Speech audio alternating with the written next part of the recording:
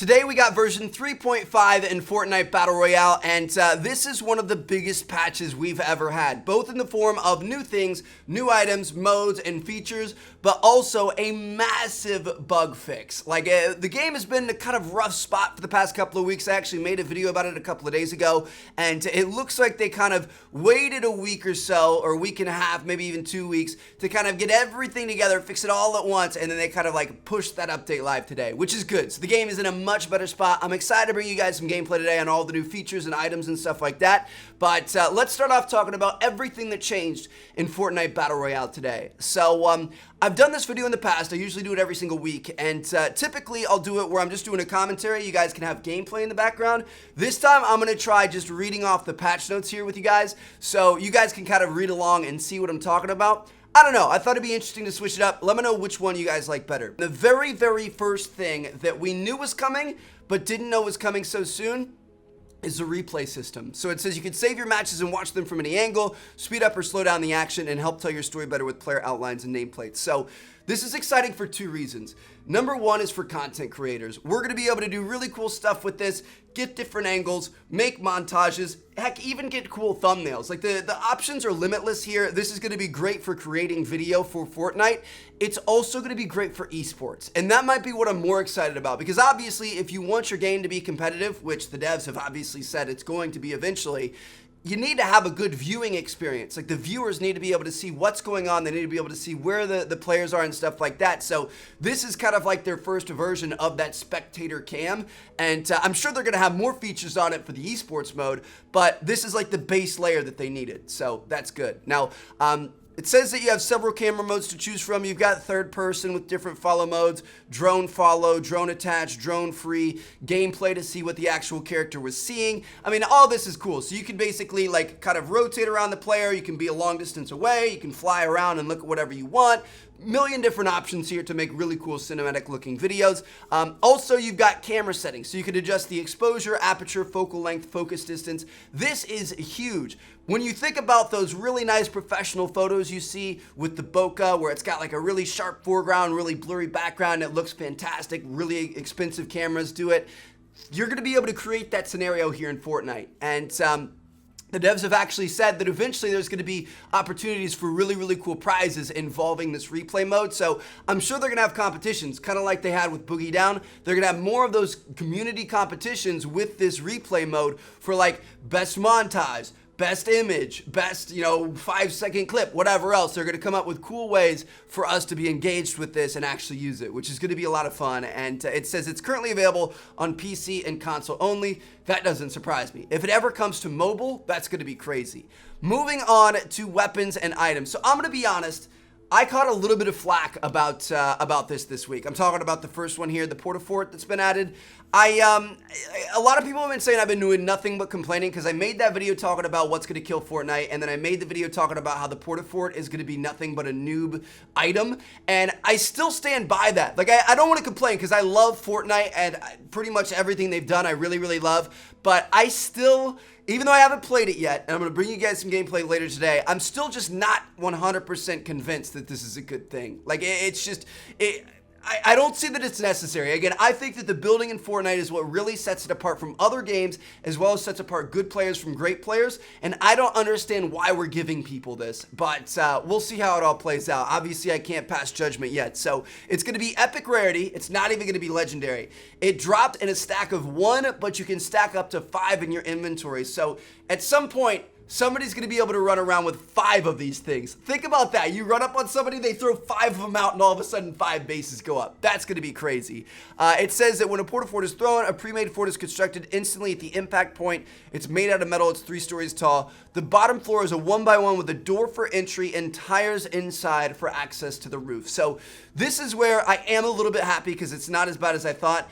I thought you were going to be automatically teleported up to the top, but basically you throw it down, and then the person that threw it down has to walk in the door, and they have to jump up the tires. So if somebody's close behind them, you're probably going to be able to follow them in the door and jump up the tires as well and get into a gunfight. So that's better than I thought, but still, if you have somebody at medium range that you start shooting and they do this, they're going to have a major advantage over you. And I feel like it kind of takes a little bit of the skill out of the game because you don't have to build. It's automatically building for you. So why don't we just make guns that automatically aim for you too? You know what I mean? I don't know, but that's kind of what's going on there. Now, for the guided missile, they have nerfed it pretty dramatically here. The maximum turn rate has been decreased by 75%. So these things are going to be straight shooters now. You're not really going to be able to turn really quickly into bases and stuff, which is a good thing. Its movement speed was also dropped by 15%. It was already pretty slow, pretty easy to shoot down, but that's going to make it easier. So the guided missile, a lot of people have been complaining about this past week. It's going to be in a better spot. It's definitely going to be a lot less powerful.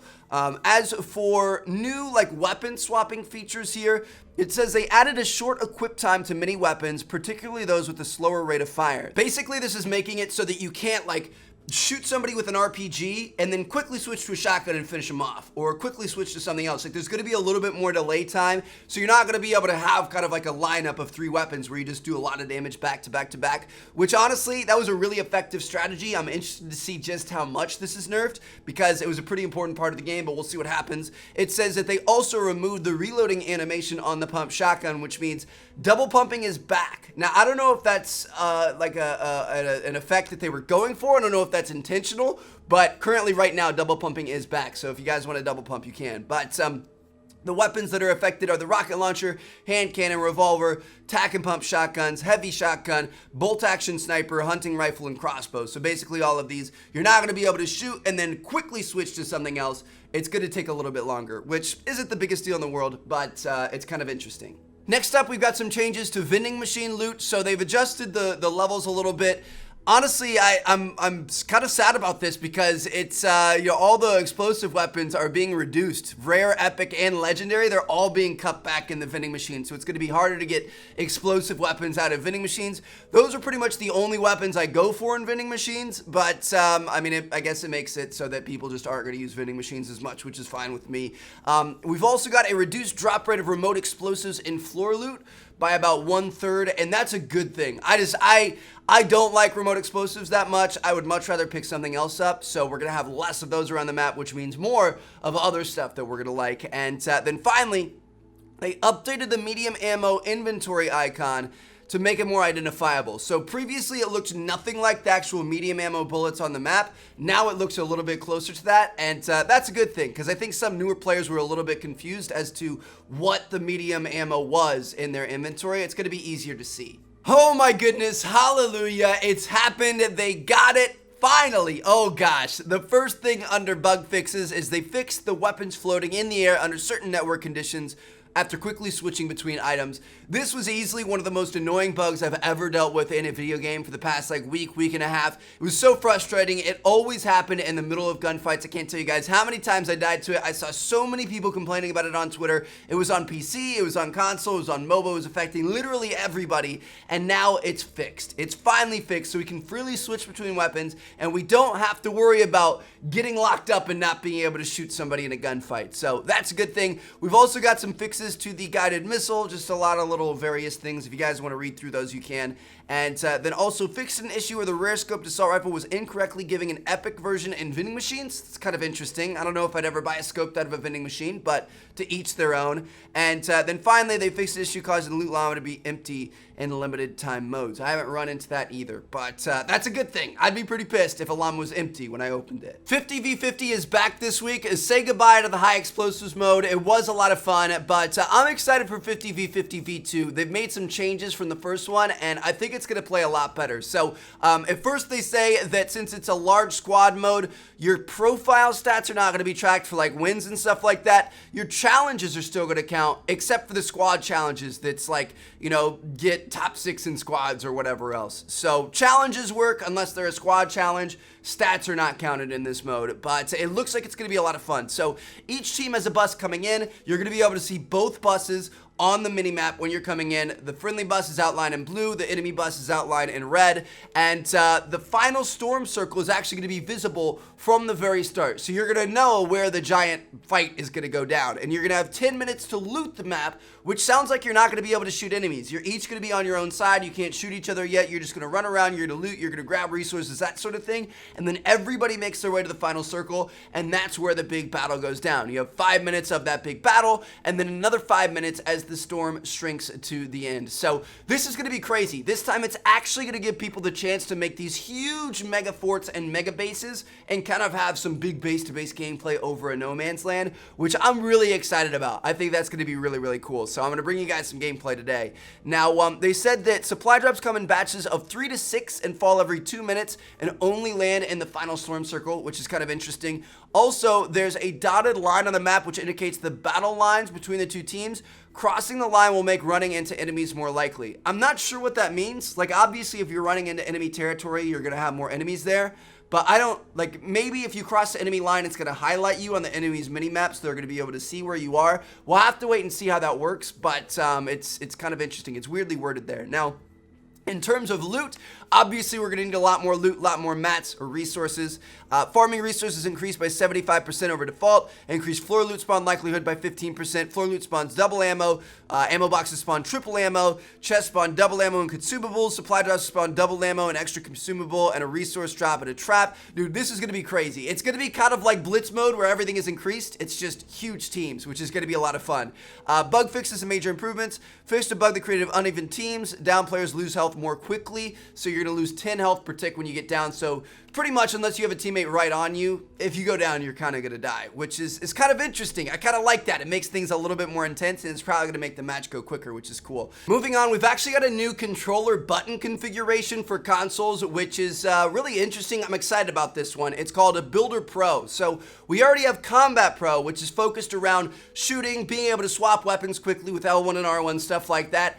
Builder Pro is going to be more focused around a building. So what it's going to do is it's going to allow you to switch to a certain specific building material in just one press of a button. So one press to get to a wall, one press to get to a stair, one press to get to a ceiling, whatever else. You're going to be able to swap really, really quickly. Rather than pressing circle and then pressing R1 twice to get to the stair and then pressing R2 to place it, you're just going to be able to press one button to bring it out and then press that same button again to activate it and build it. So console building is going to get a lot faster with this mode. I'm interested to see how it works and how much it kind of takes away from the Combat Pro version, but I'm excited to check it out. I'll probably bring you guys a gameplay on it, and that's good news. It's going to raise the skill gap on console a little bit. We've also got a new squad comms wheel coming in. This is something a lot of people have been asking for. So we have our emoticon wheel where you can dance and dab and all that kind of stuff. Now we're going to have a squad comms wheel for people who don't have a mic. So they're going to be able to say things like enemy spotted, need meds, need shields, need materials, need weapon, or need ammo. That's going to be awesome. So even if you don't have a mic, you're still going to be able to communicate with your squad mates, which is going to be important. I can really see this being abused in the new 50v50 mode, but it's going to be fun. I'm excited for it. Now, finally, last couple things we have under this section. Loot Llama can now be destroyed through destruction, or I mean opened through destruction. So you no longer have to sit there and just kind of hold the square button. You could start launching RPGs or something at it and blow it up through destruction and then go and grab the stuff, which is kind of interesting. Might save you a little bit of time, might also bring more action your way, but kind of weird, I guess. I don't know. We'll try it out. And then finally, they added a blue tint to friendly traps so you can distinguish them. So if you're playing in duos or squads, you're going to be able to tell, is that spike trap my friends or an enemy? Finally, we've got some bug fixes and stuff like that, so I'm going to run through this last section really quickly. They fixed an issue preventing players from editing their own structures. So this is another thing, kind of like the weapon swap getting stuck in the air glitch. This would happen a lot, so that's a good thing. They also fixed a lot of weird glitches around supply drops. I don't know if you guys have noticed, but if it lands in a tree and you break the tree, it kind of like glitches and jitters down. If it lands on you, it can like send you under the map. If you land on top of it, it can shoot you out of the map. There's all sorts of weird stuff that was going on with the supply drops and their balloons, and all of that stuff's been fixed now, which is a good thing. Fixed issue where building would be blocked for 3 seconds under poor network connections. Another thing that was really frustrating recently. Fixed issue causing controllers to vibrate during the skydiving phase, and then I think other random controller vibrations were fixed as well, so we'll see if that actually has anything to do with the Tilted Towers Comet. Fixed issue that would hide players' health bars, yada yada yada. All right, cool. So we're going to skip through that. None of that's really all that important. For audio, this is interesting. So they added unique equip and reload sounds for the following weapons: the epic and legendary assault rifles, heavy shotgun, pump shotgun, bolt action sniper, and hunting rifle. So those are all going to have unique sounds for picking them up, or I mean, not picking them up, for switching to them as well as reloading them. So you're going to be able to hear that not only on your own guns, but also from enemy guns. So you're going to be able to tell what kind of weapon they have when they switch to it or when they reload it, which is going to be nice. It's going to give you more intel if you know what to look for. So that's a good thing. They added more variation to the tactical SMG fire sound and more variation to the medium range epic and legendary assault rifle fire sound. So all good stuff there. Weapon sounds have been tuned up pretty well. We got a bunch of UI fixes involving the minimap and changing little things on that. Not going to go through all of those. They tweaked the object pop-in animations so they ease in rather than popping in. So for a while they were popping in all over the place. It was really bad. Then they had a patch that fixed almost all of it. I'd still say sometimes stuff pops up, but now if that stuff's popping up, instead of popping, it's just going to kind of ease in and hopefully not going to take too much of your, kind of like peripheral vision. Because I hate when I see a bush pop up and I'm like, oh God, you know what I mean? So hopefully that's not going to happen anymore. Hopefully we're good to go. They also, if you look at the bottom one there, they reduced the size of mushrooms that were too large. Kind of interesting there. Moving on to the final two things here, we've got some major optimizations to the performance on console. For Xbox people, you're gonna have 25 to 30 second less wait times, which is gonna be amazing. PS4, we're only gonna get about 10 seconds less wait times, but I think we were already a little bit faster than Xbox, so it all kind of evens out there. They reduced the download patch size for PC players who are only playing Battle Royale. Couple of other things here. And then finally for mobile, the audio indicator, which kind of shows you where sound is coming from, no longer shows silenced weapons, crouched footsteps, or ally pickaxes, which is kind of interesting. And then they also improved the graphics and fixed a lot of bugs on mobile. So there you guys have it. That's what's going on with Fortnite. Like I said, major patch, tons of new things being added in, tons of old things being fixed, and I think this is one of the best patch updates we've ever had. So let me know what you guys think about all this down in the comments. Drop a like if you guys enjoyed, subscribe if you haven't already. Let me know what you guys like better. Do you like actually being able to see the patch notes, or do you like seeing gameplay in the background? I'll do whatever you guys want for next week's episode. Make sure to let me know, and I'll see you guys later. Bunch of Fortnite Battle Royale videos coming today. Peace out.